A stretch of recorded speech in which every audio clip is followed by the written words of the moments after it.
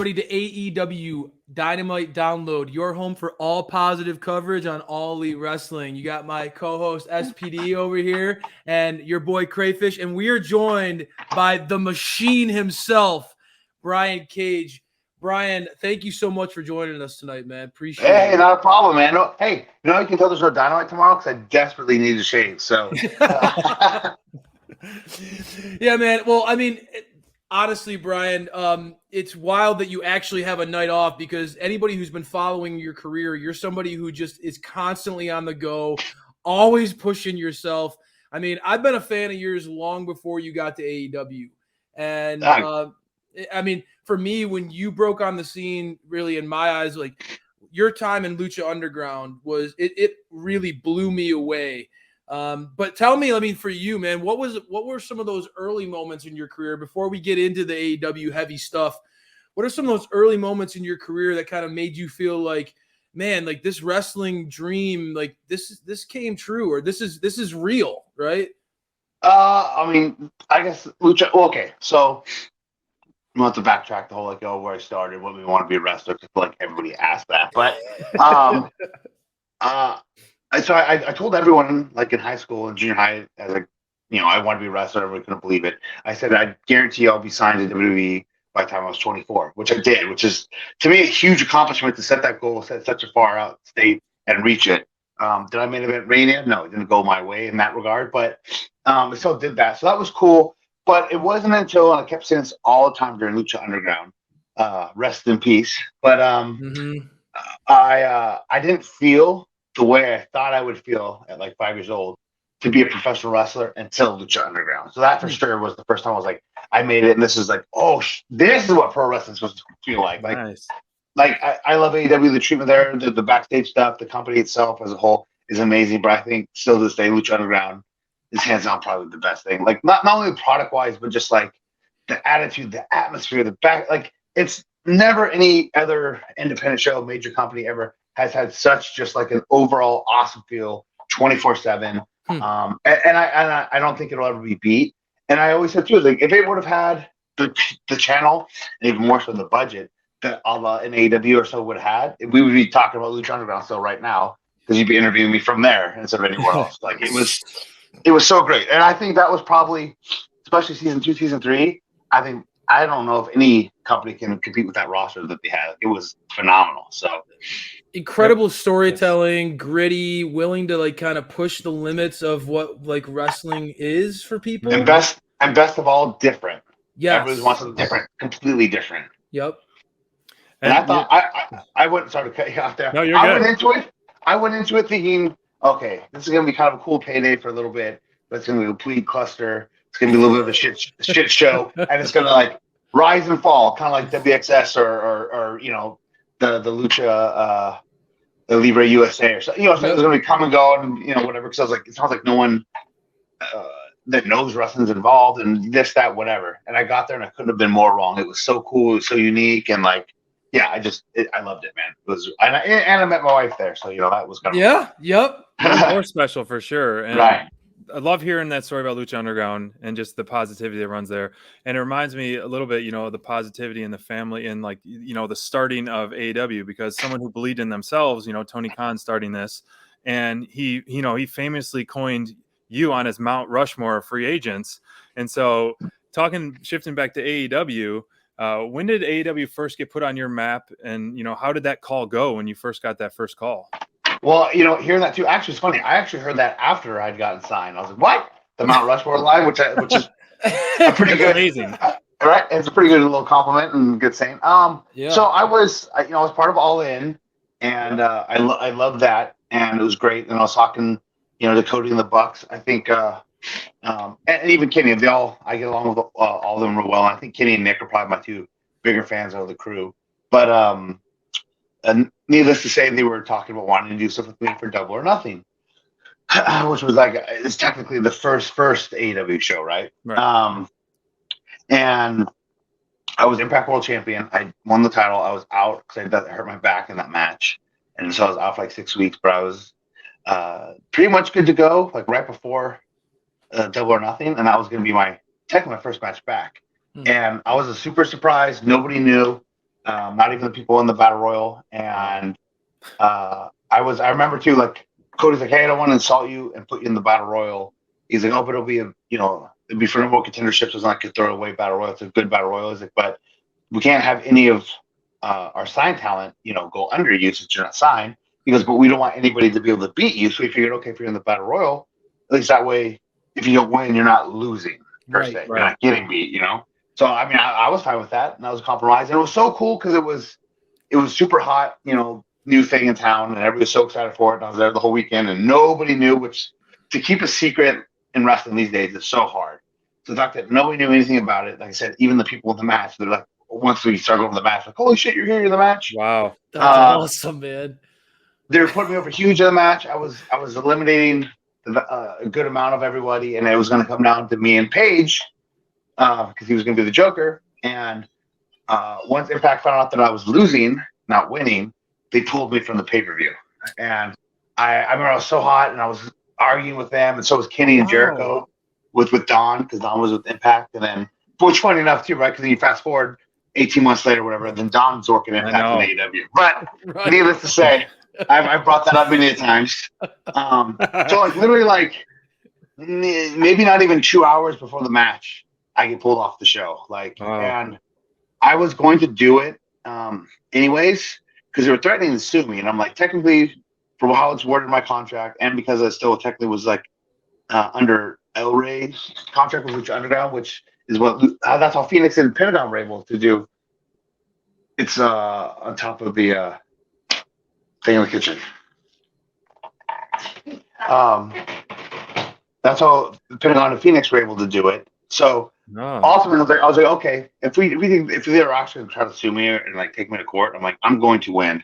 But Billy Gunn and Tommy Dreamer both pulled me aside and was like, look, listen. He goes, regardless of what says in your contract, he goes, if I were you, I would not do this match. He goes, I know it sucks, but here's what's going to happen. You're still going to, if they go through with this, they're going to pull you into the court. They're going to pull AEW in the court. Even if you don't lose, you're going to have to spend money in court. You're going to make Impact and AEW spend money and time in the court. And now you're going to have two major companies have heat with you. He goes, and you're too good of a talent to like be kind of left in the middle between all that. He goes, so I know it sucks, but I would just bite the bullet and not do the show and then move on going forward. So I did that, and I was all apologetic. And that was the first time I met Tony. He was really cool about it. Him and everybody else were very apologetic about it to me. Where I'm like, I'm the one trying to say sorry, make amends. And funny enough, it's funny because Adam Page is like, we'll hope, hopefully down the road, once you're no longer under contract, we'll just sign you. You can come here and we'll do it properly. And so it's funny that the following year, Double or Nothing, I debuted, and then the Double or Nothing after that, I actually worked Adam Page, since that was going to be technically the original, not match, but it was going to come down to me and him. So it's kind of funny how that worked out. It was a great match too. But yeah, so since that, I was pretty into wanting to go to AEW. It wasn't, certain. I still was negotiating with the Impact and everywhere else because the option or the possibility of me going somewhere else was still there, just in case. But ultimately, I wanted to go to AEW. And then I talked to Tony, who somewhere at the end of December of 2019, and we pretty much worked it out. And then originally, too, I was going to try to debut at the Jericho Cruise, and then it went to the first Dynamite in February, but I tore my bicep the second weekend in January, my last weekend with Impact. Man. So then I had surgery, and that kind of changed everything that what we originally had planned. But again, talking about how great that company is, I wasn't sure if it was fully torn or not, if I was going to need surgery. And then obviously, whenever any wrestler's hurt, they would try to fave it or underplay it. And I even thought about the idea of like not having surgery and just bypassing it. And Tony hit me up and goes, "Hey man, I get it. I'm sure you're worried because in WWE, if you have any sort of mild injury, they rescind your contract. So I've had that happen before too. Where I actually got re-signed to WWE after I had left there, and then they rescinded my contract. It's happened to me. It happened to Willie Mack. It's happened to quite a few different people. Gosh. That's what happened actually to Nigel McGuinness. When Nigel McGuinness got signed there, then he went to Impact. I used to love Nigel. Yeah, you guys' contract was rescinded. So so if I would have went there, they'd be well, we're gonna go ahead and rescind that contract. Hit us up in 6 months and see what happens. Which is a big kick in the pants, right? Right. So Tony was super cool about it because don't worry, He's like, it's fine. You know, we still want you. We still believe in you. We're still going to sign you. So, you know, just go ahead, go get the surgery, you know, rehab it, rest up. We'll pay you. We'll take care of you. And just when you're ready to go, let me know. So, Wow. like, nobody does that. Incredible. And Pure it's understandable too. Cause I use this analogy, like, if I'm going to buy a car, actually, it actually happened. I was going to buy a brand new Corvette, but they were out of stock until July of next year. And I'm like, well, why would I pay for a car I don't even have for a year? I'm like, that doesn't make any sense. So it's kind of the same boat. Like, why would you pay someone that you know you're not going to be able to use for an X amount of time? Yeah. You know, I wouldn't have been mad at them per se, because that makes sense. I mean, you're a business. Your job is to make money, right? So, and the fact that the injury didn't happen on their watch, so they really didn't have to do that for me at all. But the fact that they did, you know, I very much am extremely thankful for that. So. Well, and it sounds to me like, honestly, Brian, it's wild hearing you talk like that about like with Impact and AEW, because we're so familiar with like the Forbidden Door being open, and you guys, Yeah, and those all before my time, yeah, or after my time, yeah. Yeah, thank God that you had such class and like didn't blow it up, and because who knows, that whole relationship could have been ruined before it even started if you would have about it. Too bad it could have started with me. I even said that too. I couldn't believe it. Like when I was talking to Ed Norholm too, who's like the actual owner of it, of Anthem. I was arguing with them all, and I even told them, like, look, this benefits you guys more than anybody. It's like, it's an awesome opportunity for me, which benefits me, but it's like hugely. It's cool for AEW, but it really doesn't do much for them. But for me to walk out as Impact World Champion and decimate a bunch of their roster and almost win the shot the title, like, this. Even if we never did anything again, the Forbidden Door never happened at all, period, ever. Right. Like, it still would make people go, oh, are Impact and AEW working together? Or are they going, you know, all these what ifs could have happened. You clearly get the business. I mean, you're right on the money, man. I mean, like that, the buzz that would have been around that moment with you walking out with the belt around your waist.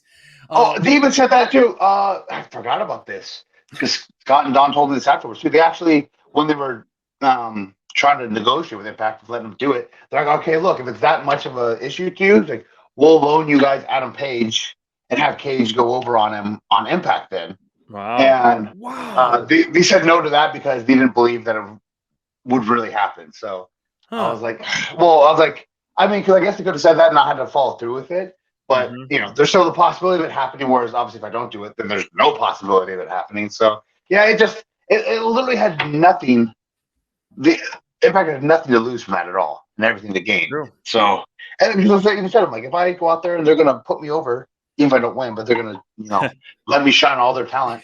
And if I lose a battle royal, no one's beating me. It's not because I'm the Impact champion. I'm just getting thrown on the top rope. Like, who cares? Yeah, exactly. It doesn't make you look weak by any stretch. And honestly, though, I mean, we talked a lot about you being Impact World Champion. Since being in AEW, the main goal that you've had has been that FTW championship, and that experience has ended on a bit of a sour note. You know, you're coming fresh off of like a pretty brutal street fight with Ricky Starks. You mentioned, you know, some of the injuries that you've accrued over the course of your career. I can only imagine how you're feeling right now after basically a 3-on-1 fight that you had with Ricky and Team Taz. You know, Brian, give us a little insight. How are you feeling about that match, and how are you feeling about that chapter? Okay, so I don't even know where to begin with the chapter. So the FTW title too, which I never asked for. Obviously, it was just gifted to me. It was handed to me. That's cool. It was neat. But it wasn't anything I asked for, and I don't think it was anything that I needed. And even more so, we never really did that much with it. So, you know, it was cool, but I don't know. I was indifferent on the whole thing, and then obviously how it all ended, how I lost it, and everything else. Exactly doesn't sit very well with me. But I do think that where we've gotten to with this thing, I think has taken longer than it probably should have to have gotten there. And then now, even at this point, like, yeah, I'm so mad. And yes, I want my retribution, and I still want to beat Ricky Starks, and, you know, who better than Cage? But when it's 1-on-1, but at the same time, I don't know. Like, I'm almost okay with moving on, just to move on at this point as well. Like Like I'm kind of caught in the middle of that too, where it's like, oh, I still want, whatever Team Taz is barred from ringside kind of stipulation, but at the same time, like, I don't know, the idea of finally actually moving away from Team Taz and doing something else sounds pretty damn good as well. So I know it seems a little open ended a little bit, and I mean, hey, with that long term storytelling, we can always fall back to it. But I come this weekend, because I have no idea what we're doing in Miami. But come this weekend, if we move in a total different direction, I'm not gonna be terribly upset about it. Yeah, Team Taz, I mean, his mentorship seemed positive at first, but it was rubbing me, the resident babyface, the wrong way, because it seemed to use you for his own personal agendas. He was using you as the muscle and all that. And exactly, I said that to you. I was like, look, Taz, you don't really care about me. You don't care I go out there and how I'm being looked or represented. You just care how it makes you look. I'm like, you're just really trying to live vicariously through me. Right. And I'm like, I feel like that's why I give the FTW title and pitch that and this, because I thought he was going to ask me to do the Taz mission. Like, don't ask me to do the Taz mission. I do the fucking Taz mission. But yeah, I felt like it was almost more of that than anything else. And then we started to kind of have more and more disagreements, so that we would see things or think things or stuff that how both of us would perform, and I don't want to say we're butting heads, but obviously it wasn't working out, and then it just kind of fell through with everybody else. Actually, I haven't really butted that many heads with Will or Hook. Actually, it was more with Ricky trying to steal the spotlight, and then Taz kind of trying to live vicariously through me. So that was kind of like that, and even Taz and Ricky would bump heads a little bit too. So that little love triangle, if you will. Never works out. Yeah. You guys created a lot of great TV, a lot of great matches. That cinematic match was absolutely the best cinematic match. One of the best things we have seen. So good. Period in wrestling. I mean, come on, tell me a cinematic match from any company that's better than that one. There isn't. It was amazing. There isn't one. So well done too. Really helped break Sting into the AEW fold in a really good way, Brian. All four of you guys. I'll tell you another little inside info too, which that Sting told me afterwards, was the first time Sting's ever broke a bat too in his entire career. He's never broke a bat over. And I also used to do it. It hurt like a mother as well.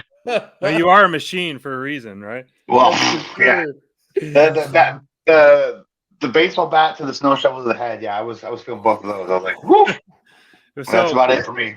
Those two, talking about closing a chapter and opening up a new one, those two guys are kind of outnumbered right now. And I know you got some history with them. We were kind of fantasy booking it on one of our shows the other day. Like Brian Cage kind of intertwining with Sting and Darby. I mean, actually, I did see that, and I was thinking, because I don't know. Long-term storytelling. I was thinking, if somehow me and or MJF and I were in this title tournament, which also I believe you guys said like that match, that would be an awesome match. Obviously, Pinnacle would get involved for MJF, but then hey, what better way to have the enemy of my enemy is my friend, and have the little long term respect come back. That paid Sting and Sting and Darby come out to get the revenge, but also help me. So I mean, it kind of flows together pretty well. And I mean, let's just say this too. Obviously, Hangman's gonna face Kenny for the title, I assume, at the pay-per-view. Mm-hmm. And more than likely, I would be cheering and thinking that Hangman's going to finally capture the title. Now, I almost kind of rooting for him to do that as well, because as far as I look, there's only one person that's pinned him this whole year anyways, and we're 1-1, so we might need a rubber match.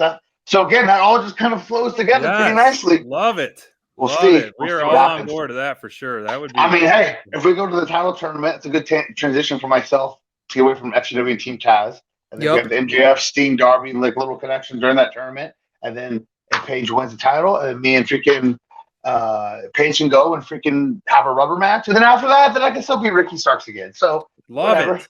Wow. See, all these good things that are coming out of like closing that chapter. I love. There's so many, like you said, so many opportunities and possibilities down the road. SPD, I know that you're geeking out about the potential. Brian, do you think that like that match, is that like that Sting match? I mean, that was one that I know SPD you loved. Is that, you think that that's like your highlight of your time here in AEW, or It's my best match is with Hangman at Double or Nothing for sure.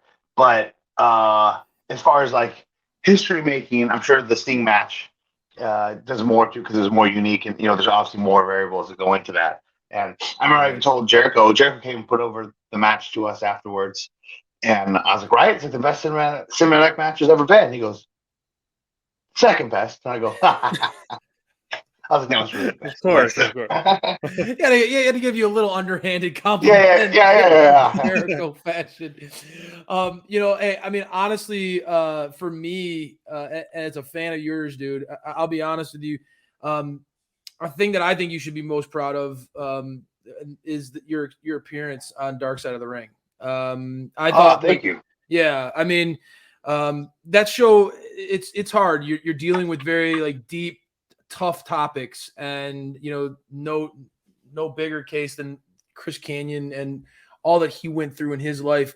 I just felt like you handled yourself with such class, and you really represented him and your friendship with him in a way that couldn't have been easy. Can you share, like, the thing that I felt like even bigger taking away from all that was some of the life lessons that you gained from your relationship with Chris. Can you share, some of that with us?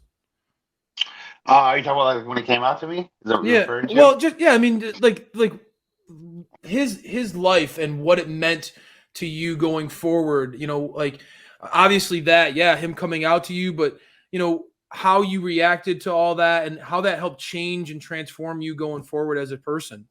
Well, yeah, as I mentioned that too, and I remember even my wife was worried that I was going to get canceled or get hate for saying that. I was like, no, man, I said it. And whenever I've told the story to anybody, I always say it truthfully. And I think too, it came across differently for me.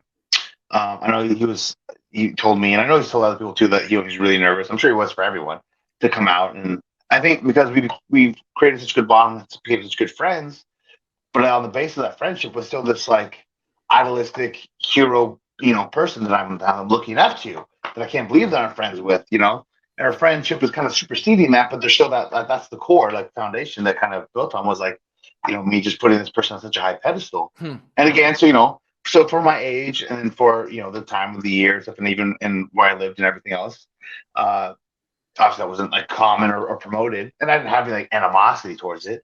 But so when he came out to me, that's what I said when I was like bummed at first, like disappointed. I think that came from looking up to my hero kind of aspect. And we got the phone, and like I said, I was like, as I'm walking back downstairs to clock back in, I was at work, and I started thinking about it, and I was walking downstairs and go, wait, why am I sad? Why does that even matter? And I'm like I was a fan of him to begin with from what he did in the ring, like nothing else like in his personal life, period, as a wrestler. And then our friendship evolved from that, and like, how does that change our friendship now at all? I'm like, he's still the same exact person. I go, it doesn't. I go, oh, it fucking doesn't matter. And it was really just like that. I went from this like kind of like shock, like, oh no, like bummed out feeling, to like, oh, I don't care. And then like it was so cool, and he was so open about it too, and so chill. And like I remember he would like dog on himself and make jokes about himself all the time. Like he was such a cool dude, and he was so giving too. Talk about life, like so giving, so selfless, which is incredibly rare to have somebody you can't really say anything bad about. Which Kanan fits that bill. But he was so incredibly selfless, like almost too much was a fault.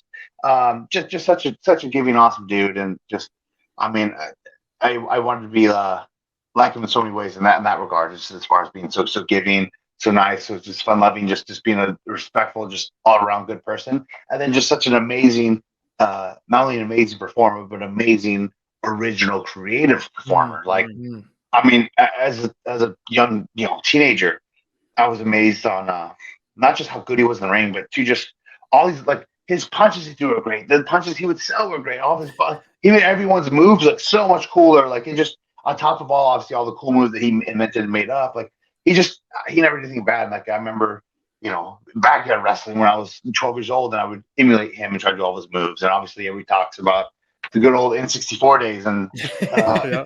NWO WWE Revenge, and how awesome his character was in that game, and like that. There's just so many good things, man.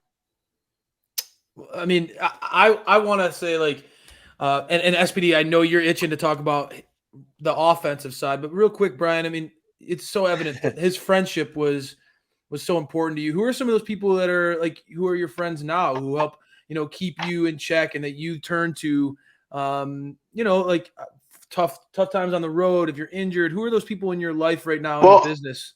I mean, I have several friends outside of wrestling, right? So they weren't like, you wouldn't know who they were.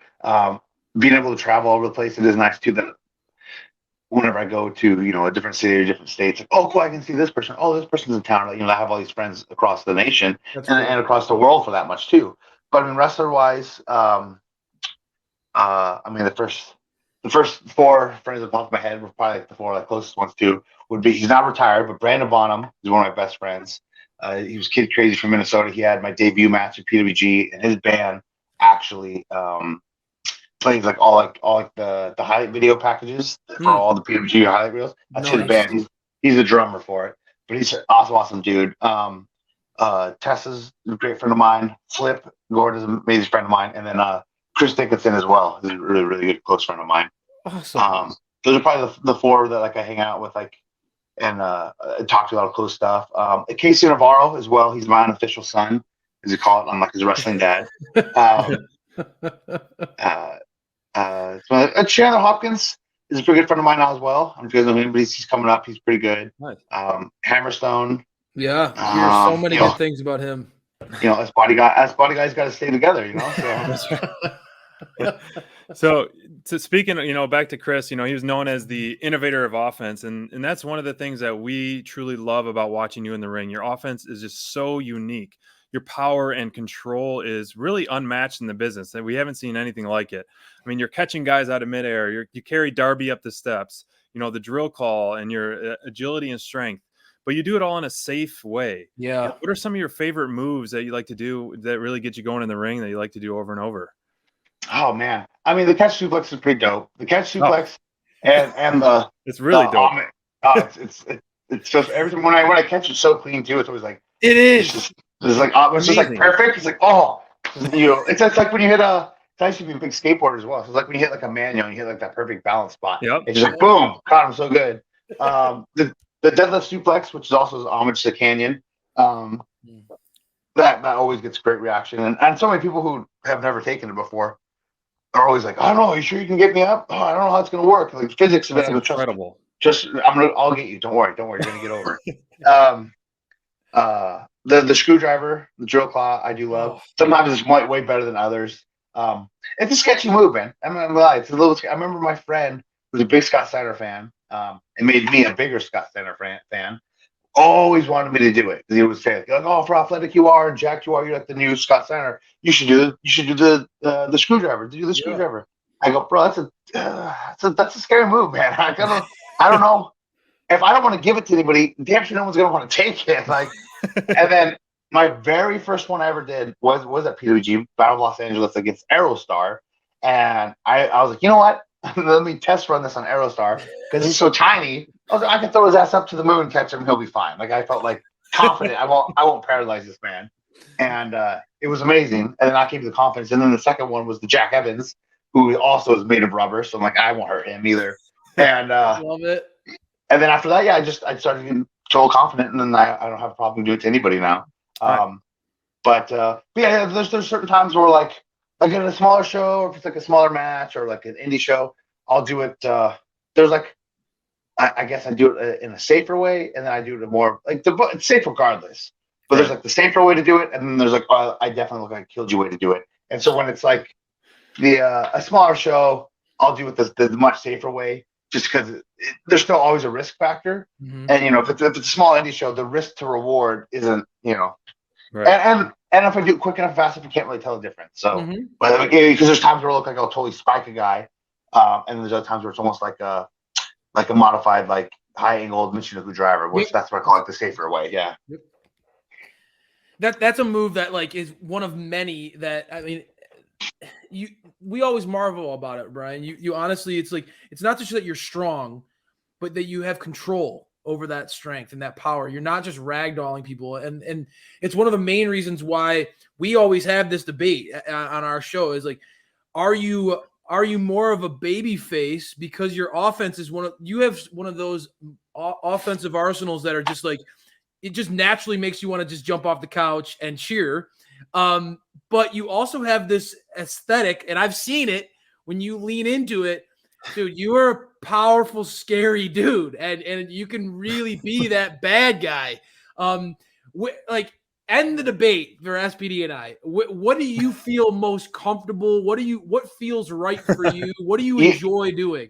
You know what's funny is I actually enjoy being a face more, but in a perfect world, I would love to okay. So if I would have stayed with Impact instead of going to AEW, I was going to turn heel, and that would have been my perfect heel character because I was going to come out and celebrate with Tessa, some of her friends, for winning the world title, and then I was going to take her head off, and then that was going to feud with Tessa. Then I was going to get my win back and get to beat the title from her after I put her over in that tournament. And I've never been able to be this heel either. Every time anybody uses his heel or brings me in, it's always to be the strong, silent, like meathead, high school bully kind of heel, which I can't stand because it's so just not as like I fit the role obviously, but it's like just too like okay, of course, like that's stereotypical, and it's just so vanilla to me. Like there's not a whole lot of variables or different things you can do with it, and I enjoy being face because I like the excitement, I like the intensity. I like I get to do more and more of my flasher moves. So I'm not one that always buys into like, oh, you can't do that move because you're heel. Because just because you're a bad guy per se doesn't mean you're not an athlete. Like I feel like we've evolved from that. We're like you can't do cool moves if you're heel. Like I still feel like you can. And even then, I don't do like I used to give away a lot of my fancy like high flying and dives like all the time, and then like the more and more people knew I could do that, I would do it less and less and less to make it more of a special thing. And even then now, like I haven't done one dive in AEW, not one. And I also like it doesn't make sense to me too, unless I'm working somebody who's sizable. If they're not like my size or bigger, like why does it make more sense for me to powerbomb you or to climb top rope moonsault? Like if I'm fighting Jungle Boy, I'm not gonna springboard moonsault on him. Like what for? Yeah. So I've changed that stuff around to make more sense. But just because whether I'm a heel or babyface, it doesn't mean I can't still do it. I would just kind of do it the right occasion. Going back to it though, if I could get over being myself as a face, a la Impact, like in that situation, but then be able to turn heel so it's myself just in a heel version. That is the version I would love to be that I've never gotten to do. Love that. Every time I've been a heel, like AAA, Lucha Underground, AEW, whatever. And Impact doesn't really heal. It's always like this, like just like brought in as like I said, like the big henchman, freaking secondary boss, meathead bully kind of thing, which is just kind of plays this role. And then I usually turn face, and then I'm usually just face for the rest of the way. So I'd love to get over and then just kind of get to be myself, and then be able to transition that into heel because I actually think getting over being a face and being myself would actually let my natural personality show up more. So I can be a natural heel and just be myself as I would normally would be instead of just being like grumpy all the time. That's another thing too. Like, and even when I'm babyface, I hate when I'm always like perpetually pissed off. Like, all right, look, I don't gotta have Mr.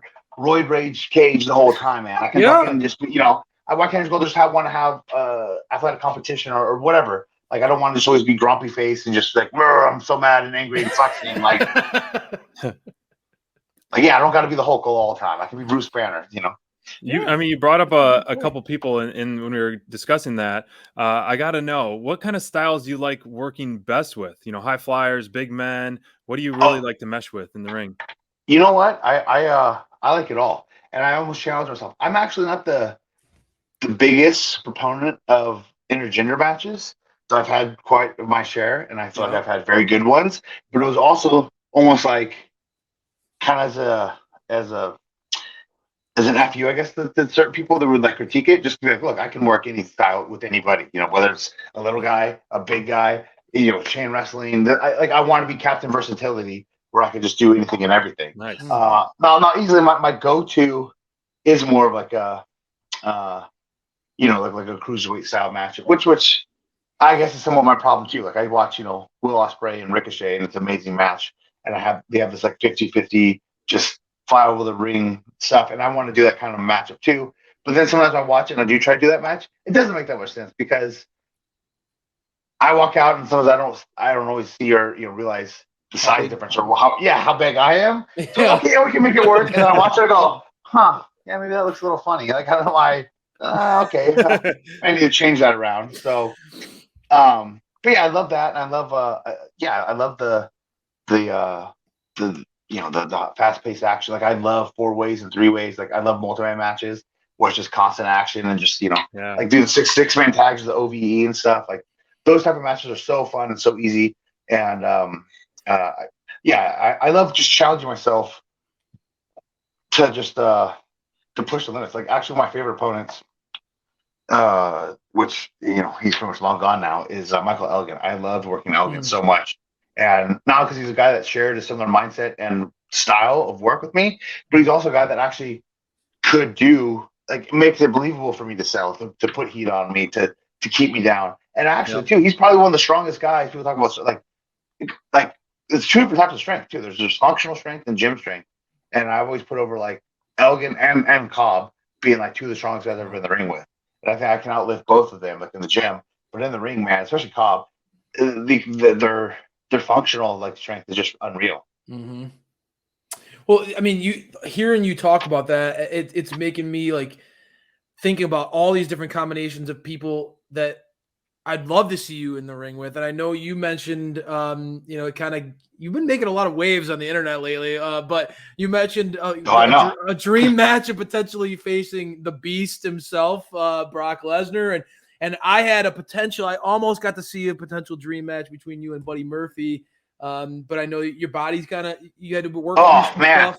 Man, I was so defeated about that. First of all, let's go back. Brock Lesnar would be awesome work. It'd be so much fun. I would much rather work 2002 Brock Lesnar than now. Because you have a full match, right? Not just German suplex F5. But still would be cool. It'd still be cool either way. The Buddy Murphy match, I was so hyped on since they booked before, which I think was in like June or something. Like it was a good ways away. So hyped for it, and I actually feel like I was more bummed that I missed that match so I missed Newark that week for AEW. But I was more bummed that I missed that match that Saturday. And and that wasn't even that big of a deal. Like that's what was more frustrating. Just the Philippines on this. So like I got stem cells in my knee, which were voluntary.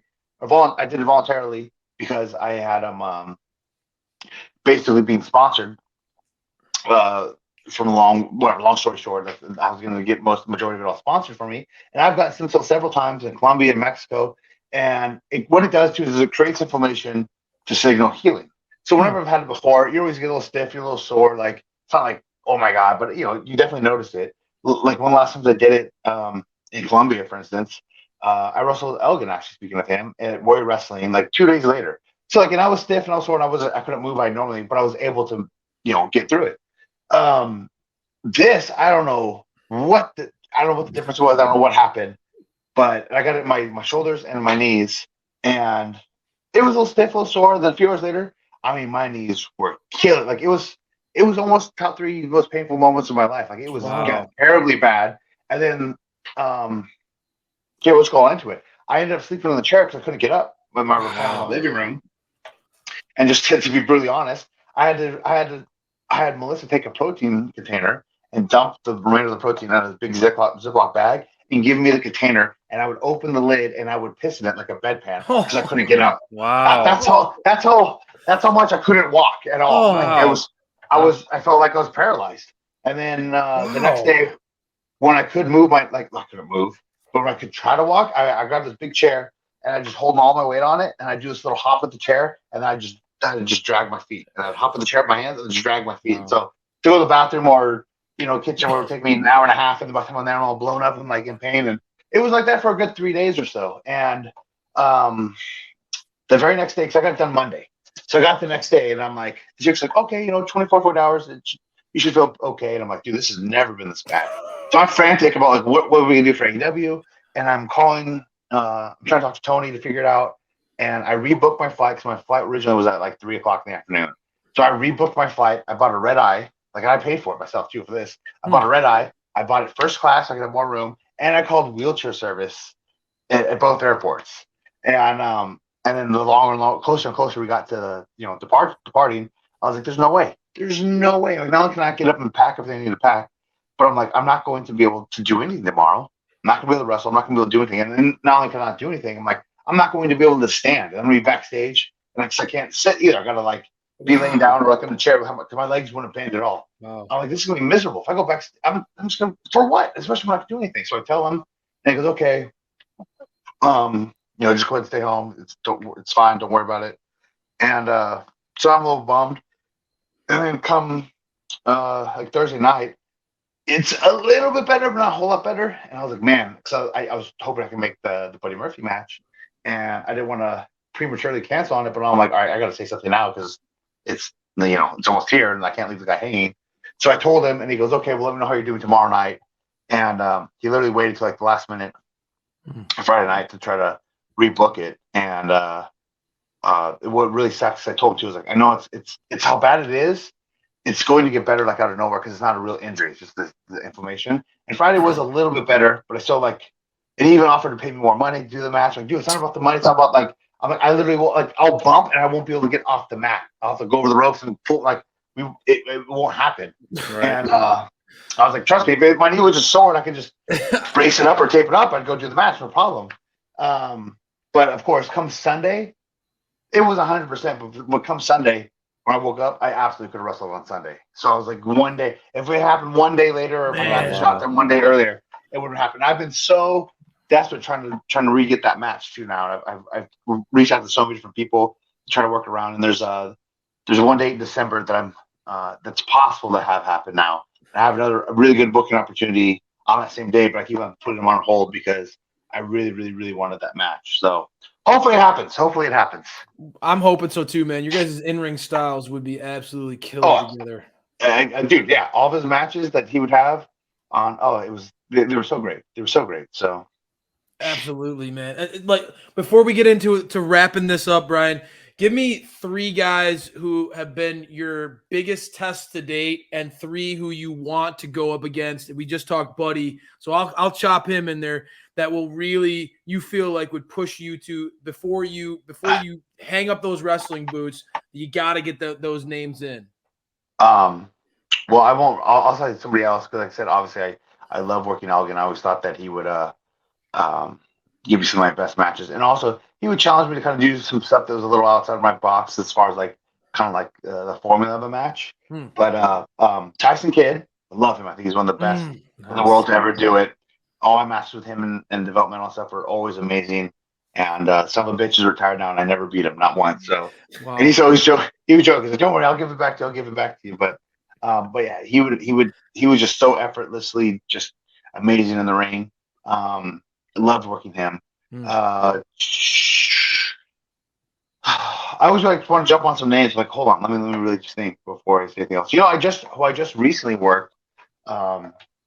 And I almost normally lead majority of my matches and all that stuff. Who I just recently worked, who I'm so glad is back, who was amazing, was Davey Richards. He was phenomenal. So good. And we were actually booked 5 different times throughout my career, and always the show got canceled. He canceled, didn't show up, whatever. So the 6th time it finally happened, and he was, I mean, I know he's been tearing it up and been back for a little bit now, but for how long the layoff he's been in. Underappreciated vet. Dude, for sure. Dude, so good. So good. Yeah. And I mean, did it blow up at all? Was in great shape. But it was just all his strikes were amazing. He was in his technical prowess. The kid is just awesome. You know what? Too, here, I'll throw him on here. I only worked him once, 1-on-1. Anyways, there's a couple multi-man tags, but he's not a big name that a lot of people know from Japan. But Nakajima from Noah was also phenomenal. That's probably also one of my all-time favorite matches. I'll look that one up. He's so good. I feel like he has the best kicks in the business, and it definitely, like, between language barrier and style, it definitely made us kind of put together a different match. And like Dave Meltzer, I think, gave us our match to like a 4 and like 7, 8 stars or something like that. Like, it was almost 5 stars. That's great. Splitting hairs. But it was, that was a really good one. He definitely pushed me as well, and I like that, man. I can go out there and I can have like my style match and put together no time and have fun. But I like it when I'm forced to challenge myself. Like I'm not going to be a guy that's going to go out there and say I'm going to work somebody multiple times. Like, all right, hey, tonight we'll do nothing so that we can make the next match easier. Like, no, I'm going to go out there and steal the show and have the best match possible. And the next match, or the next time we work, outdo that match, and so on and so forth and so forth. And that's why I too. I love this business. I think I'm working more indies than anybody else in the AEW. And, I'm not financially burdened where I have to do it, but I do it because I love it. I love wrestling. And that's and because I don't get to do as many matches I would like, or obviously the style and the length of matches I would like.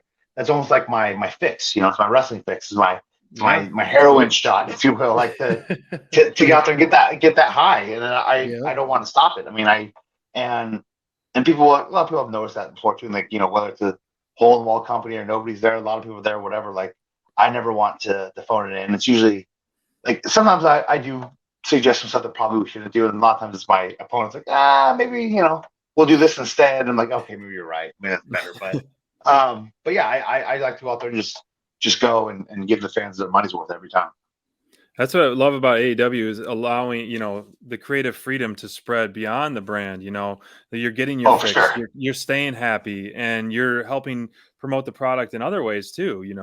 Brian Cage from AEW is here and so forth and that. As we're wrapping things up, I like to end our interviews with fast five random questions. Hold on. Before I get to those, I didn't say my 3 matches that I wanted. I said 3 matches. 3 matches, yes. A lot of new names in AEW. A lot of new names. Well, okay. So everyone wants me and Kenny too, which also too now in Babyface. Actually, the Will Hobbs match and a little bit in the last match with Ricky, they started doing the Terminator clap for me because I had to get that over so we could have the dueling Terminator claps. But yeah, exactly. I'll leave Kenny out of it though because that's a given. I really, really, really, really, really want to work Pac. That's favorite. That's his bucket list, or that's his my top favorite wrestler of all planet, time. man. I would love to work with Pac. I think. I mean, we don't have a lot of big men in AEW. All the big men are good. I would like to have a really good either. I'm torn between Luchasaurus and Wardlow.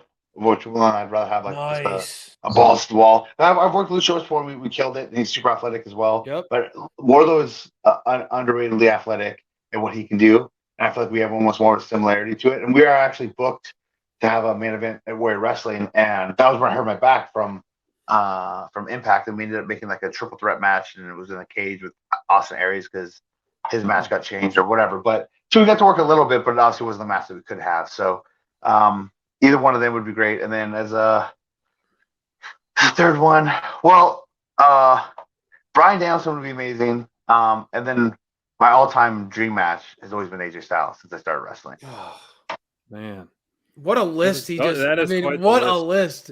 And that Wardlow one is not far off. I mean, like we talked about earlier, the whole, Darby corner, enemy, enemy, and, if MJF has anything to say with it, he'll sick his big dog on you, and that would be quite the battle in the ring, right? For sure. Absolutely. Take our money now, please. I'm all in.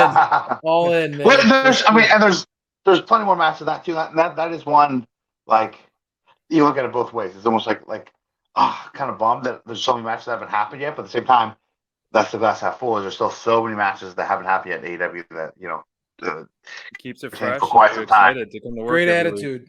Great attitude. You're right. Glass half full, man. There's so many good things ahead for you, Brian. I mean, I know we've talked about it. The Team Taz thing kind of closed that chapter. Think about how many great things can still happen for the machine. It's exciting to think about. I mean, it really is. All right, fast five. Yeah. All right, let's do it. First one. All right. I like to hit the gym too. Obviously, you do. What is your least favorite exercise you do, but you hate to do it? Oh, that's a good question. We're not skipping leg day. We know that. No, I know, but it's going to be a leg day thing. I hate front squats. Squats are fine. Front squats, I hate it. I think maybe it's because I don't have the range of motion to put the bar like this, and to put the bar like this, it just always kills my shoulders and wants to fall off, and it hurts my back. I hate front squats. Yeah, I hate lunges, and it just, I don't know. I'm not. I just did walking dumbbell lunges the first time in years yesterday. and I loved it. I was like, oh, I haven't done this forever. Dream cheat meal. We know you post a lot of great desserts and some cheat stuff. So Oh, what would be like your last meal, cheat meal? it is funny. I never post so many, bodybuilder people and fitness people always post their food intake. I almost never do. I only post like all the junk food, which is Yeah. so it probably looks like that's all I ever eat. It's just what's junk food. Snacks. Yeah. Those cookies. Dream cheat meal, man. Dang, I don't know. I mean, it's hard because like there's something I'm always different, craving or something new I'll see. It's always something that's over the top ridiculous sweets. Like it's if I see like I just posted something the other day that I got and like was this freaking 8-inch brownie cookie thing or whatever. Like when it's some ridiculous gargantuan unique treat that's gonna be instantly diabetic right afterwards, that's what I want to eat. That's what I want to eat. Like I like burgers and I like pizza and all that stuff too, but sweets is what really gets me going, and like it's hard for me to refuse. Nice. So, okay, favorite city to wrestle in? Ooh, man, You've been all over. I know. I'm trying to think like what's always like a hot crowd. I've only been there. I've only been there 4 to 5, but man, the Defy crowd is really awesome. I don't know if that'd be my favorite city to wrestle, but I mean that Defy crowd is really really legit. Yeah. I'm trying to think of someone I've wrestled for multiple people. That's always good. Man, I don't know. Because I mean, Austin's great. Austin's pretty good. Austin's pretty great usually. Obviously, Chicago. Indie wise, South Florida's been pretty good lately. But yeah, maybe I'll go. I probably have had the most fun matches with multiple crowds, but in certain promotions with either Wrestle Circus and Lucha Underground. Which is funny. Most LA shows aren't always like that good. Like that was like a really special crowd. But Austin's pretty good all in all. Same thing with Chicago. So I'd probably say those are probably the 2 more wrestling cities that I've really got a hold of that I like. And everywhere in Australia. Anytime we did an Australia tour, it's been through the roof awesome. That's cool. So if you could create a team cage with you plus 3 others, past or present wrestlers, male or female, who would you create? A team past cage. or present? There's so many people there. I know. Oh my goodness. Okay, present if you want. Go Let's ahead, say recruit people. Make it easier on them. Well, I mean, I guess I would have to. Well, okay. Then you said guy or girl, so okay. Yeah, I'll put. So I just told you like my favorite people, right? So I'll put Flip and Testa in there since they're both great. That's a guy and girl. And then for like a fourth, get somebody that's like not just my buddy, but somebody that's great that would fit well in there. Maybe Flip, Testa, me. We ran a fun one. Who would maybe like I would say I'm trying to think of someone too from like WWE. I don't know. I'll let you guys pick, but I'd probably say either Ricochet, Morrison, or Keith Lee. I like it. All right, guys, that you would worked be with. sweet. Yeah, you got some history with some of those guys. I like all that. 3 of them. All 3 of them. Yeah, they're all great. Yeah. All right, I like that. 5. If you could have any song be your theme song, what would it be? Like any professional song? Oh, professional song? Well, I mean, I didn't really like it for a long time. Though my new music's pretty dope. I love my Impact music. Actually, I really like my Lucha Underground music too. But my indie music for a long time before I switched those was Dream Theater, As I Am. So I mean, maybe I just keep it that. There you go. Love it. Well, Brian, for us, it's been a blast talking to you. We, like SPD talked about, you're always sharing great stuff on Instagram. And for those of you who want a little dose of interacting with Brian Cage on social, where can we find you at, man? Brian Cage on Instagram, Mr. GMSI_B Cage on Twitter. I always say that name sucks now. I thought it was cool when I made it, but it's I feel like whoever finds it because there's so many other Brian Cages that are fake. But if I change it, I lose the blue check mark, so I have to keep it the same. Gotta keep it. don't come looking for me to fucking troll me. All right, don't do that. No Don't do trolling. that. It's No all trolling. positivity here at Dynamite Right? Download. So that's what we're aiming for, is to uplift the environment, uplift the culture, and see the positivity. There's been so many times where I want to just, not I wouldn't delete my account, but just freeze it. I'm like, oh my god, this Twitter. Right. It's so hard. Because You always see a lot of people, man. It's a really good testament to your self discipline though, because it's so hard not to like respond to so many stuff. You're just like, oh, and then you're like, no, just leave it alone. Because even then, a lot of times too, people will troll you because they want you to respond. It's like, I feel like too, a lot of people too are your fans as well, and they feel like they can get a lot more out of you if they say F you rather than, oh, I love you. You know what I mean? So, poke the bear. Negativity, right? It's a negativity filled culture that, the clickbait, I will say this though. I have, because there's a few different times I've wanted to say something to somebody where I don't, but then a fan will go on there and but basically will say verbatim what I would have said to them, and I see that like, oh, perfect. So what I do then, just so everybody knows, as I follow that person, that's because I can't comment or get involved, but it's like a on the down low, like a way to like kind of give the winky like thumbs up. I'll give you a little follow for that one. Thank you. Nice. That's awesome. Yeah, and I always think, I mean, you do interact a lot with fans on social. So if you are looking to get involved with the machine, keep it positive, get in there. Brian, you can disagree with me. I don't care if you disagree with me. Yeah. Don't just come in there and freaking spewing horse stuff. Be respectful, of course. I always love when you share some of your old stuff too, when you give clips and some of your highlights from your past. That's always a lot of fun going down memory lane with you, Brian. Thanks so much for taking time with us tonight, man. Appreciate it. No problem. Yeah, sorry.